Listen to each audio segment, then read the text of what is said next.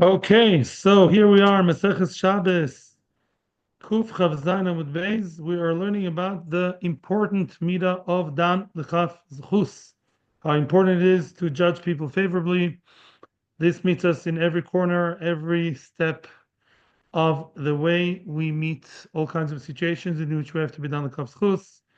Good for us, our families, our friends, and it's all L'Shem Shemaim. So the story started. We are now in the middle of the story about that Poel who was not paid on time, absolutely not paid, after 3 years of hard work, is expecting to be paid finally. And when he asks the balabais, will you pay me? This, that, the other, all kinds of payment options. So the balabais says, no, I'm not going to pay you, and that seems to be very strange. And that happened Erev Yom Tov or Erev Yom Kippur. There are two versions. After Yom Tov, the balabais, and this is where the happy ending is about to happen. The Balabais, Notal Balabais Choy Beyodoi. Let's start with the word starting Balabais. Balabais came the with the sechar, with the money in his hand. The Imoy Masui Gimel Chamoirim. Together with him was a Masui, a burden, a load of three Chamoirim, three donkeys. Echad shel machal, one full of good food. Ve'echad shel mishta, one of drinks. Ve'echad, the third load was of mine megodim, all kinds of fruit, sweet fruit. Ve'aloch lo lebeisoi, and he went to his house. Achar shochlu v'shotzu, after they ate and they drank, nosan lo yischoroi, then he gave him his sechar, so they were nice and friendly with each other. You see also that the poel, except received him very nicely. They ate together. Amarloi. So now the Balabais, which according to some Balabais was Rabbi Lezer ben Chalsom, and this was the Poel, excuse me, Lezer ben Horkinus, excuse me, Rabbi Lezer ben Horkinus, and the Poel, the worker, was Rabbi Akiva before he became a Talmud Chacham. Amarloi, he told him, V'shosha matali ten lischori, when you told me, ten lischori, when you, Rabbi Akiva, when you, the Poel, told me, give me my sechar, my salary, my payment, the amati ainli mois, and I told you I don't have cash, I don't have money. B'machshtatani, what did you suspect me? Yeah, what were your suspicions? Like you knew I'm a rich person. Amarti answered the poel, Shema prakmati bezol nizdam nelecho velokachta behen. Maybe it happens to be that you were strapped for cash, because maybe punkt then those prakmatia, maybe there was some kind of cheap merchandise you could have gotten for extra cheap, like dover oved.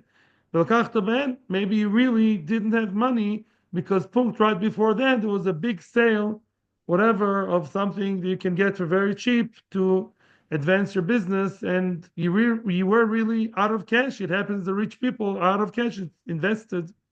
ובשוש אמרת לי תן לי בהמה, ואמרתי אין לי בהמה, ומח שדתני. When you told me I don't have behema, and I told you, and when you told me give me a behema as the sechar, and I told you that I don't have a behema, I don't have any animals, what did you suspect me for? With what was your suspicion? Amarti, the poel thought shema muskeres b'yad acherim. Maybe your animals are rented by other people. You have rent a cow, rent a horse, rent a donkey. So the animals right now are rented to other people. The shasha mata ten the karkas. You see how amazing the dan lekav schutz, the benefit of the doubt of the poem.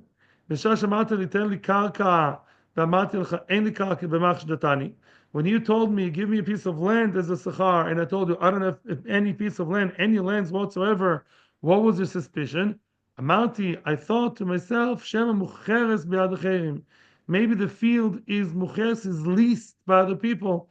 Yeah, in other words, maybe something that is now your friends are working on the field with percentage, it's leased out to other people. Be'adacherim he. V'shasha amarti l'chaini peiros b'machshdatani. Yeah. In other words, when you told me I don't have fruit, what did you suspect me when I said no? Like you don't have fruit in your house, you're a wealthy person. Amarti shemen and musoros. Oh, maybe there's no meiser. So it's interesting. I guess it was Erev Yom Kippur. I saw in the Mefarshim, like Erev Yom Kippur, Erev Yom Tov, there's no time to take meiser. You also can't give meiser to the poel. Rabbi Akiva then was an amoritz. So you can't give meiser, non-meiser to Amoritz and rely on the fact he'll take meiser. בשעה שאמרתי לך אין לי כל מוקסוסויס במחשדתני, when I told you that I don't have any pillows, mattresses, what did you suspect me for? What was your suspicions? What did you think? Marty, I thought Shema Ikdish Kol Nechosav L'Shamayim. Maybe you actually Ikdish, maybe you or Makdish, you consecrated all your assets L'Shamayim.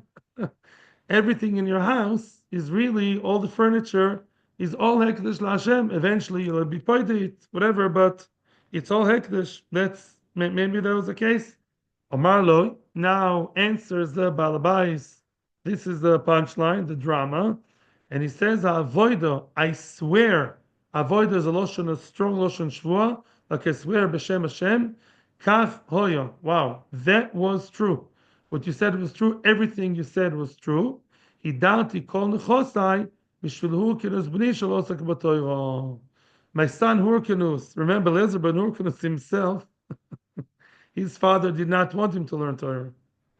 Now this is the son who became a very frum guy, very big Talmud Chacham. Elazar ben Hurkanus. He has a son also called Hurkanus. The son follows the grandfather. He didn't be osak b'toyro. The son is not giving him an achas. What does he do? He does the right thing to do. He gives all his nechosim to Hashem. So, when I came to my friends in the south, remember that we said that Balabais lived in the south. I came to my friends in the south.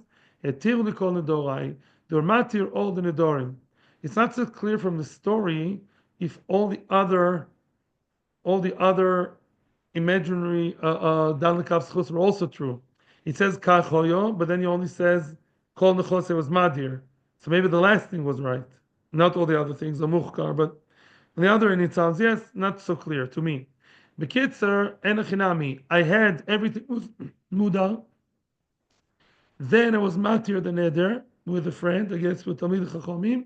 V'ata, Keshem Shedantan Zchus, you, just like you were Dan Milikav Zchus, Hamokim Medinas Chol Zchus. So too, Kodesh Baruch Hu will always judge you favorably.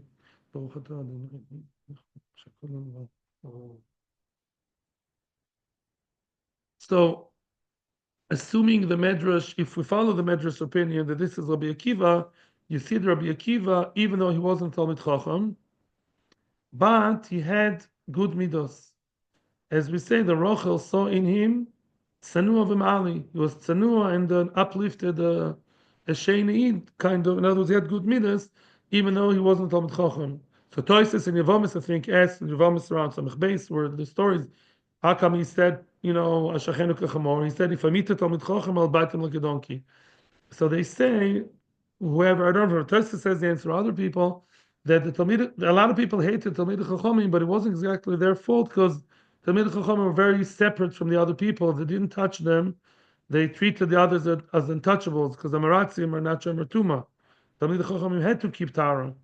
That made the other people think that these are like, sectorial and aloof, like today a little bit. So therefore, he was a Tmimistic person. He hated Talmid Chachamim because he thought they looked down at him. But he was a naturally good person, and he was down the Kav's Chus tremendously. Tono Bono. Another story. Maise b'chosid echod, and Rashi says, who's the chosid? Says Rashi, is either Rabbi Yehuda ben Bava or Rabbi Yehuda ben Rabbi Eloi. Yeah, chosid is a person, a pious person who does above and beyond, and it's one of the Rabbi Yehuda. And Maise b'chosid echod shepodo ribo achas bas Yisrael. He redeemed the bas Yisrael. There was bas Yisrael who was a hostage. She was and she was part her. He redeemed her. He managed to she was kidnapped, hostage, and he managed to pay the ransom, I guess, and he freed her. So now him and his talmidim are on their way with that girl, bringing her back home. Ulam when they came to the hotel, to the motel, when they came to the place where they were sleeping,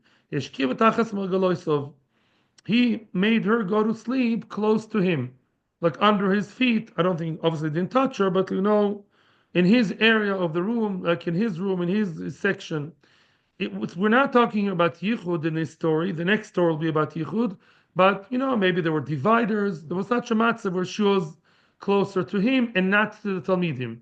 He was more like in the corner with her, with the Talmidim or somewhere else. Lamachol, the morning after, that's how they slept.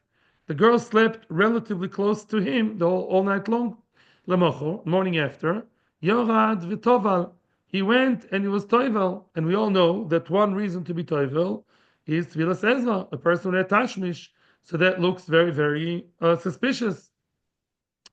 V'shana l'talmidov. Then he taught his talmidim. Maybe there was shir, or maybe the shir was what he's about to see. He was teaching his talmidim. V'amar lohen. I wonder what the gear says over here. V'amar lohen. Okay, shkoich. B'shoshish kavti atachas margalo yisai emach datuni. When I made her go to sleep, dafka, under my feet, what did you suspect me for? What did you think I was doing? Amarnu, answered the Talmidim, Shema Yishbanu Talmid, Sheinu Boduk LeRebbi. Maybe one of us, Rebbe doesn't know, says Rashi, Eino Makir B'midoisov Lismach Olo L'Nichetzleinu. Maybe one of us is, Rebbe, you don't know all the Talmidim, what they think, what they do in the middle of the night. So maybe one of us is a Talmid which wasn't Boduk, wasn't checked, wasn't inspected by Rebbe, wasn't for her to know him well enough. So maybe you can't give her to us. Yeah, in other words, you can't rely on us that we won't do anything with her. So therefore, you kept her with you. Nah, because he knew that he was okay. When I went down to mikveh to be toivel, what did you suspect me for? Why am I going to mikveh all of a sudden? Amarnu, so they said, Shem pnei Torah chaderech ika keri l'Rabbi. Wow. Maybe because of the Torah chaderech, sometimes keri is not because of hero, or keri is because the whole crazy matzah of the Torah chaderech, the hustle bustle and all the hassle of the way. You travel this and that, airports, trains, whatever. Then you go to Manhattan, whatever. Ira keri l'Rebbe. Maybe Rebbe had Sheikh Bazera. Omar Lehem, so he told him, Avoida. Oh, now how do you know it's true? Because he swore. He made a shvua. Avoida. Avoida, a Talmid Chacham would never swear, chas v'sholem l'sheker. Avoida, I'm nishba, kach hoya. That's the way it was.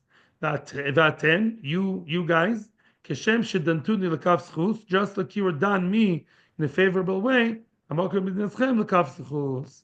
So this is interesting. Oh, this is halacha, by the way. We're not going now to learn all these halachas, but you should know that Kav Zchus has many different grades. It's a spectrum with many levels. In other words, it's a Chofetz Chaim. Chofetz Chaim talks about who do you have to be done the Kav Zchus more or less. If you see a Rosh doing it, you're not supposed to be done the Rosh or the Kav Zchus. You see a Beinoni, then depends on the case, depends on the reality. A Talmid Chochem, yeah, like the Chosid, you have to be done the Kav Zchus the most. Because he did do something very funny, the Chorah, making her slip. There was no choice. The question that goes through my mind is, how did he do all that? You're not supposed to do anything that's Marisain. Elamai, there was no choice. They were on the way. He was the only one who was willing to free her. I guess there was no Hatzolo, Chaverim, all these people. Yeah, Yedidim. Nobody else was there to save her. Only him and the Talmidim. There was no real Yichud. And the only way to do it was him looking after her. Had he given her the Talmidim, would have been Hochenvei. We don't know. These Talmidim are all young teenagers. I don't know yet. So Mimela, when there is such a situation like that, and the person of the Chosid, the person who's known to be really pious, is supposed to be done the Kav Zchus, even if things seem to be very suspicious. There are three levels. Rosh, you never supposed to be done the Kav Zchus. A Benoni sometimes, and the Talmid Chacham, you really have to go stretch your imagination down the Kav Zchus. I'm not doing justice to the Chofetz Chaim. There are many, many other details, but this is just the general idea.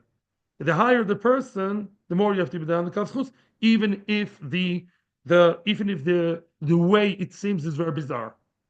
Things seem to be strange. If there's a big Talmid Chacham, big Chosid, it's supposed to be down the Kav Zchus. Weiter. Tonu Rabbonon. Another third story. One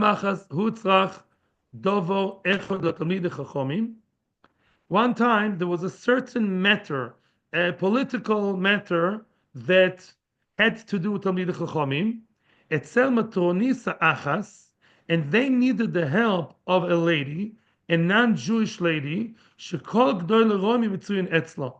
Yeah, the term matronisa appears many times in the Gemara, and sometimes dafka the goyisha women would listen to Talmid Chachami more than the men.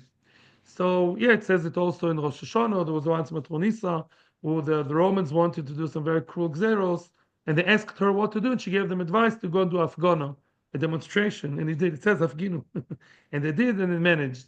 So sometimes a Matronisa would be a woman who knew she was very popular by the Roman governors, Gdoile Roimi. She knew the secrets of the Romans, and I mean, there was more than one. That lady would tell Talmid Chachamim, she'd be like the go-between. So the Talmid Chachamim needed some help from her to decide what to do vis-a-vis the Roman government, army, whatever the issue was. Yeah, some kind of political thing. So, by the way, I remember one of the Meforshim so recently said the Matronisa was like a high-class Zoina. Like she was popular for a reason. She was a woman, popular woman. It wasn't because she spoke French or Italian. It was sadly going Romans. The Romans were even more behemish than the Greek. That's known. Yeah, is it sure is a shita. The Greek were philosophers, and also they had the sports. The Romans were b'shita behemoths, like today. Yeah. Weiter. Kevan. So now, Amru mi yelech.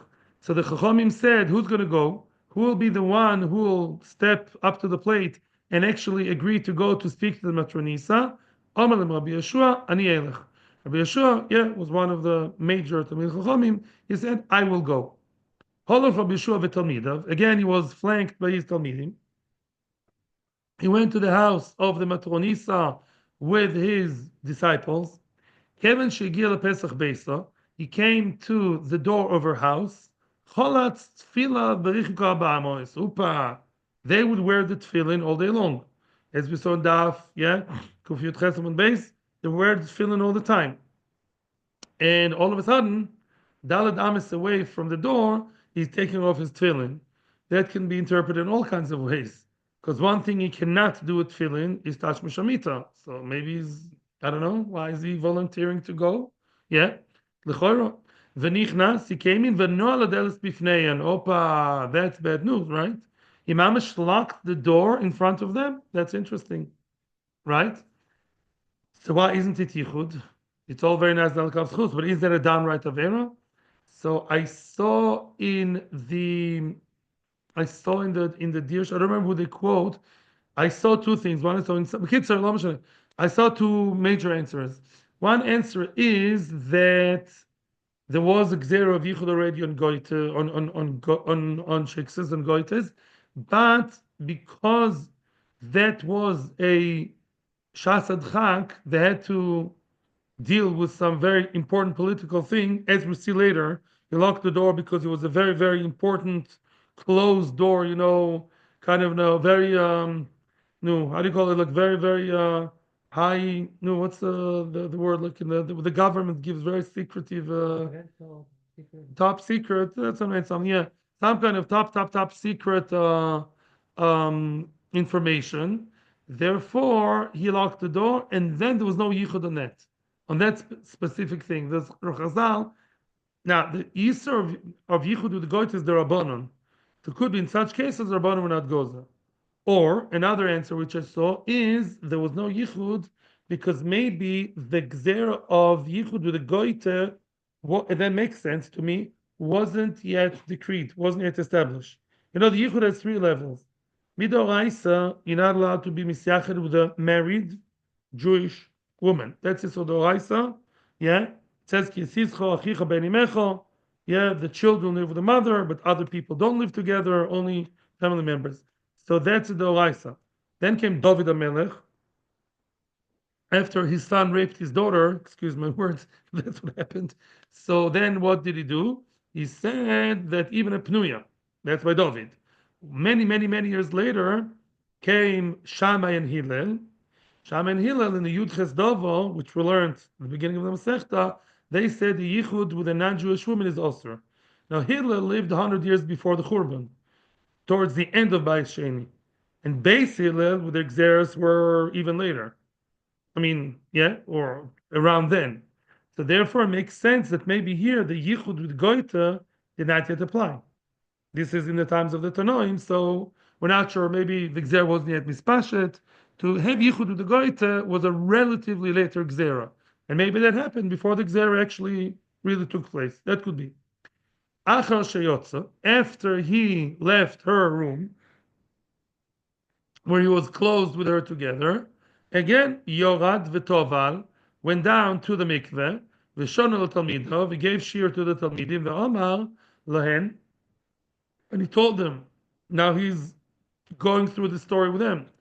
B'shosh shechalatzti tefillin b'machsh datuni, when I took off my tefillin, which doesn't look so nice when you're about to meet a goit in a closed room, why are you taking off my tefillin? Amarnu, so he said, Kasavu Rebbe, lo yikansu divrei kedusha b'mokom tuma. Oh, in other words, not that you're going to do anything really bad. The house of that woman, especially if we believe she was a professional, sorry, so then it's a makom tuma. A kedusha is not matim to such a place, yeah, to worth feeling. B'shoshen alti b'machshdatuni, yichud or not yichud, why are you locking the door? Amarnu, we said shema dvar malchus yesh beina lebeina. Maybe there's some kind of dvar malchus, something which is top secret, yeah, very very high level secretive information you have to discuss, and you can't allow any yachna yente to, or a child or someone or a servant to go in and just barge in. You have to lock the door. When I went afterwards to the mikveh, what was your suspicion? Amarnu, we said the Talmidim, Shema nitzat sinoiro, maybe a little bit of spittle, yeah, maybe some saliva by mistake as you were talking, maybe some of it, basically squirted mipia from her mouth al begodov shel Rebbe, on Rebbe's clothes. Now, who cares? Ah, she's a goite, yes, but there was a gzera, I assume earlier than that one, the goyim are like zovim. And if she's a zova, because she's a goite, then the zavs, roik, and all these mashkim, they make the person tome. So you're tome because that goite slash automatically defined as a zova, if she by mistake spat on you while you were talking, and that does happen to people, so that's why you have to go to mikveh. She's what? She's avatuma. You're rishon latuma. Go to the mikveh. Omar lahem, and he told them, avoid the kachoyo. Everything you said is right down to the T. That's exactly what happened, and I swear to you, that was the honest truth. That you people, just like you were dan milakav schus, I just want to point out, as I'm reading, I'm thinking that we all know that a person is not supposed to. We always talk about marisain, visem nekim. You're not supposed to look, to do things that make you look suspicious. I think that's gufa why in all these three cases, after it happened, lachar ma'aser, they really actually explained to the tzibur what was going on. It's interesting that he actually had that open heart-to-heart talk with them to really open the issue. He didn't want them to suspect him, or that he should suspect them, that they suspect him. It's interesting that an open conversation to really make sure that they don't suspect him. The nice thing was that they really didn't.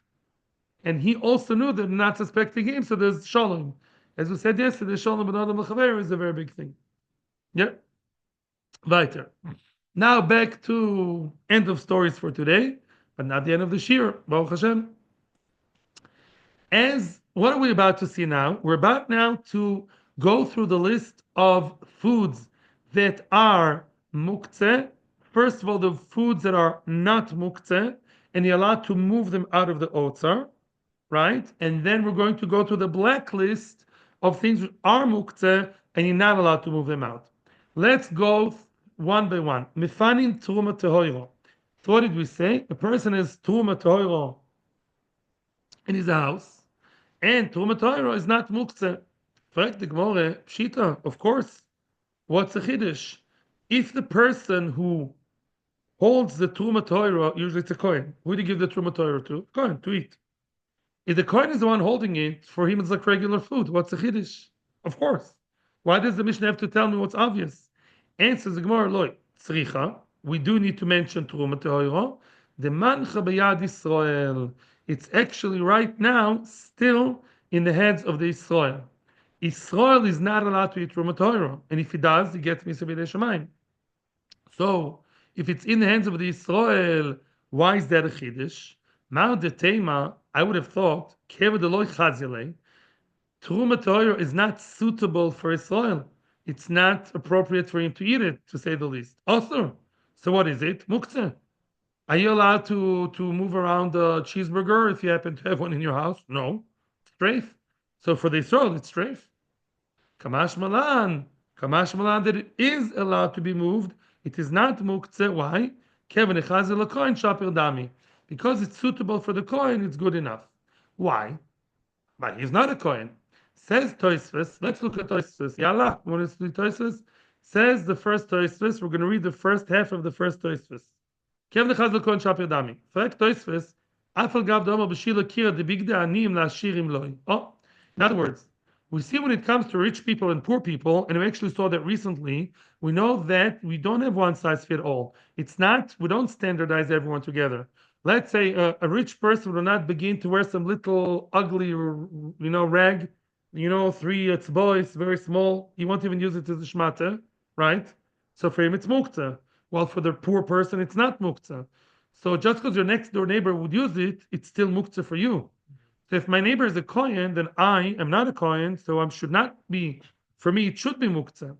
Answers Tosfos, hacha lekul al mechazia elay suru deraviyale pshia. That's a very very lomdish. It sounds like an achron.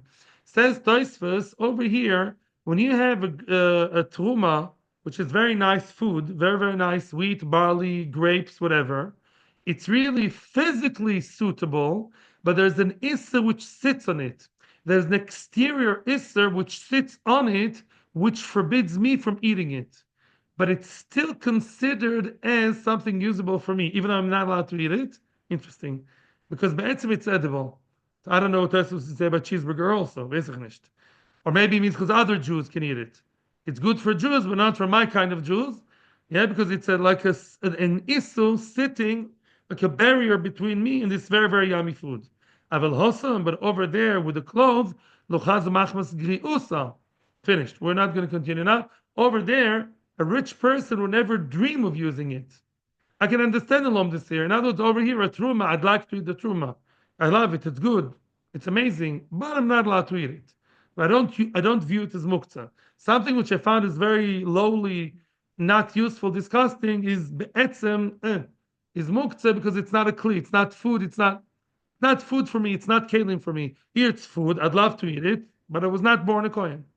That's what he says. Other Rishonim, I think the Ramban says that the reason is simple, because you can give it to a kohen.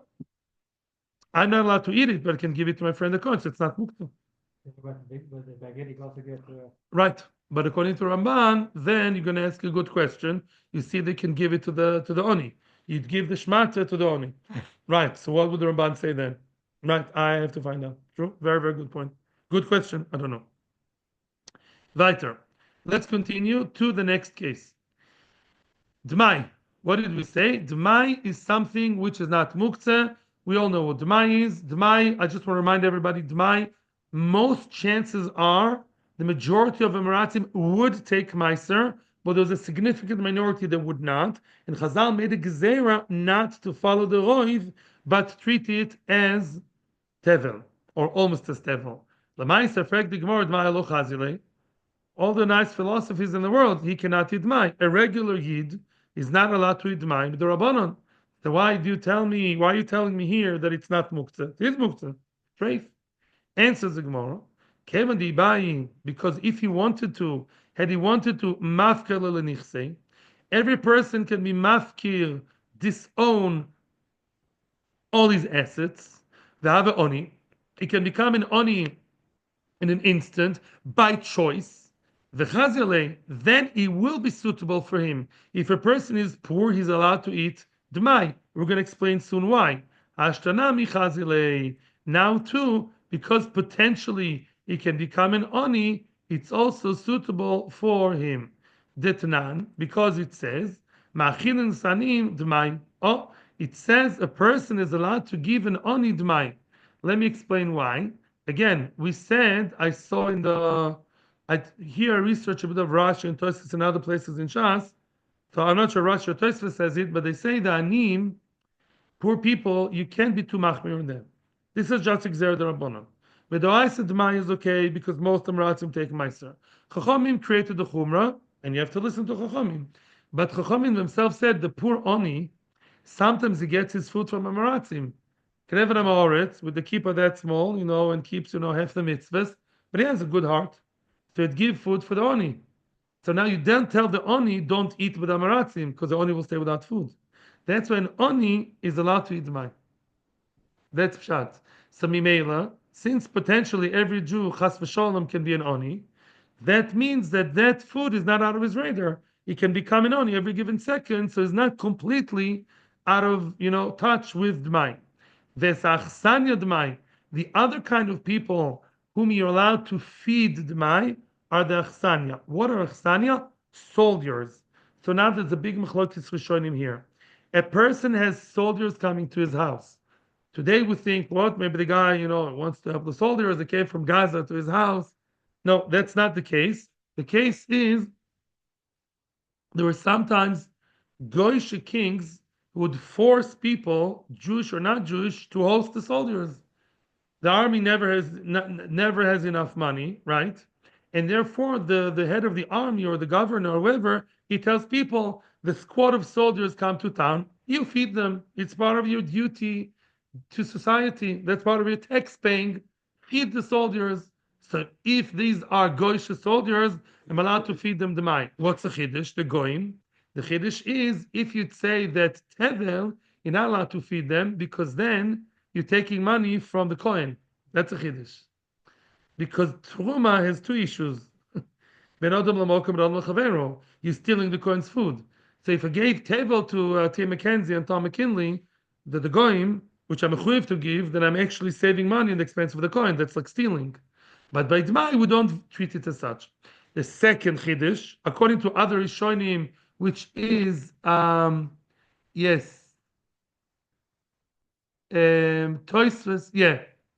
Rashi says, Chal Shel Melech Yisrael. Oh, Rashi says these are Jewish soldiers.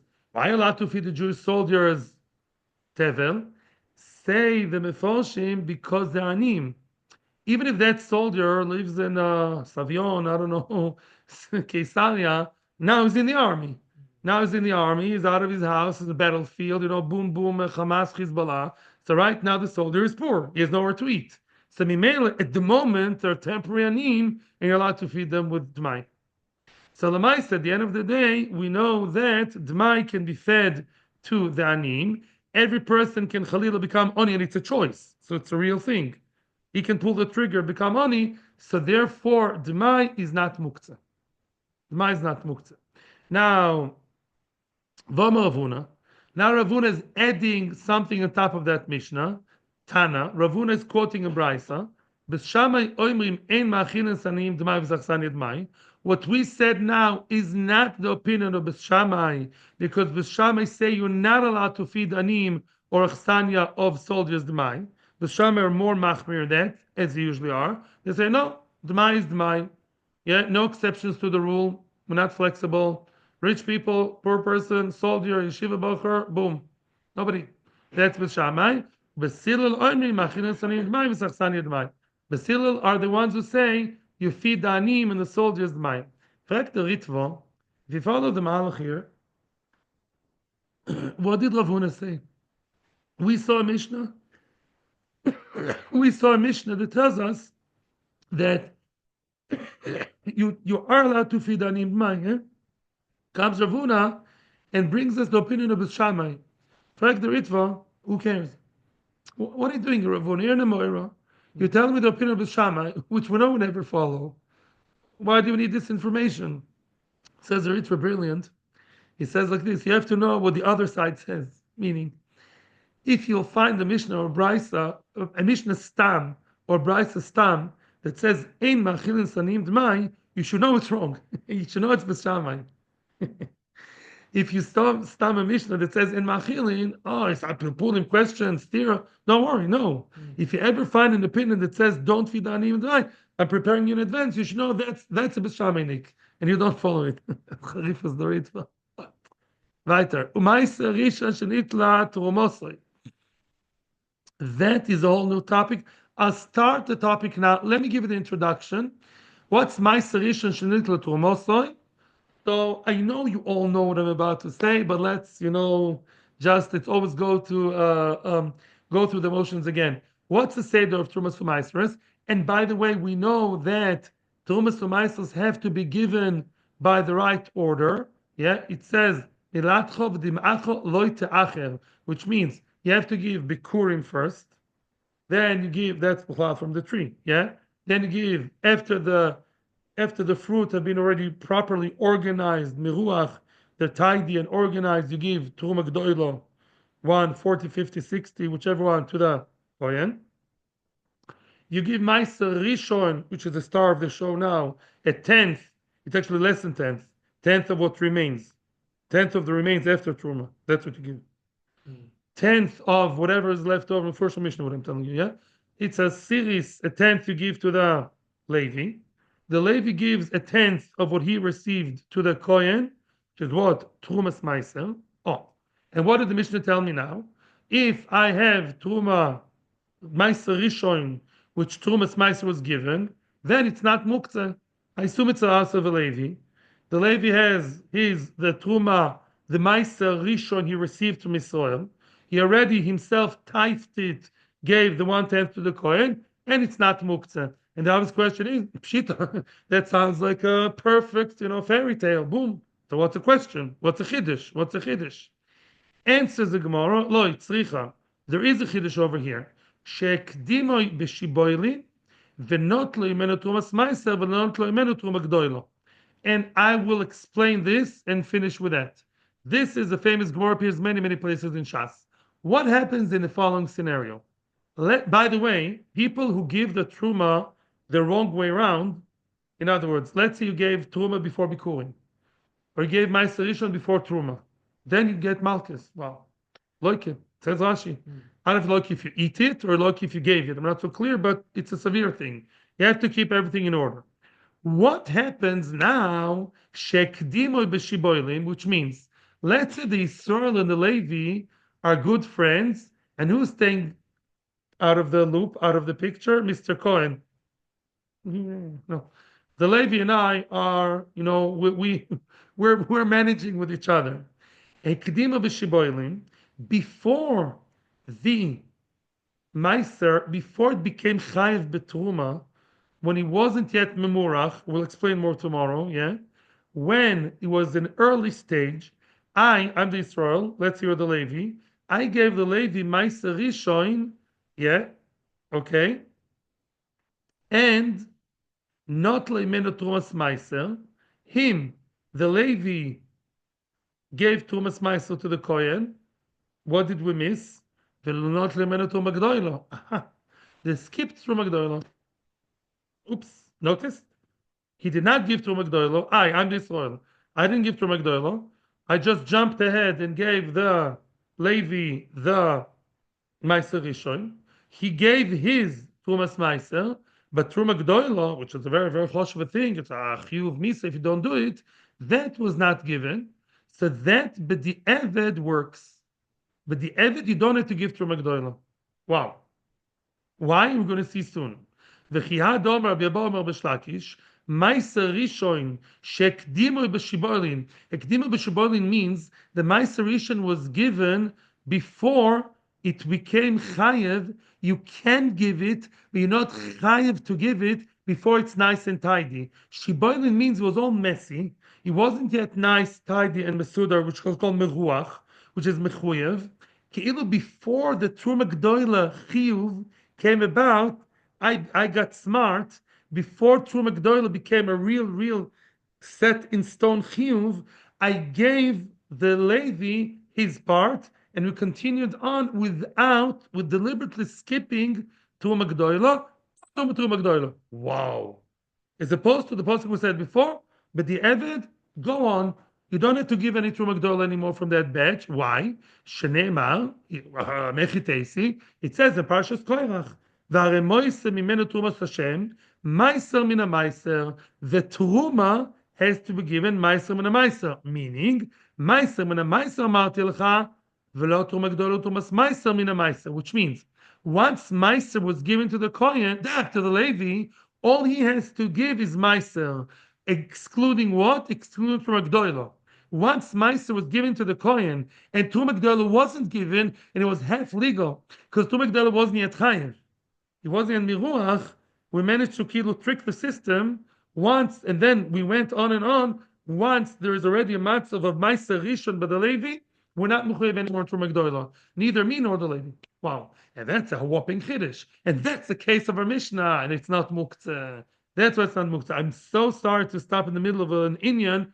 We'll continue that tomorrow, Bezos Hashem. I hope tomorrow there's sure, very, very hope. So I'm not sure though. There could be something maybe I have to deal with. If not, then Motzei Shabbos. I'm sorry. I'll let you know ASAP. What about tomorrow? I'm not yet sure. Next week, I hope I have share every day. I hope, Bezos Hashem. Thank you very much. Thank you to everybody here. This shir was Lilu Nishmas, my father, Menachem Ben Akiva. Thank you to Ma'am Loez. Thank you to Torah Anytime. Thank you for you guys. Thank you to everybody else who is listening and who is commenting. Thank you. Hatzlacha v'rocha.